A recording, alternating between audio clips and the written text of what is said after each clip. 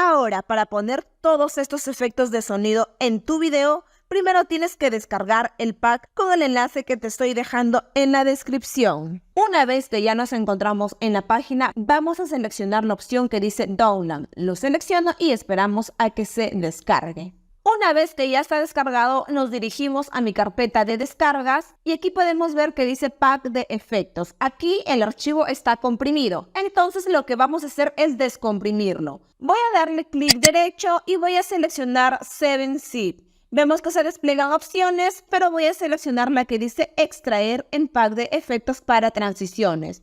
Lo selecciono y esperamos a que se complete. Listo, como vemos, ahora sí ya está mi carpeta descomprimida.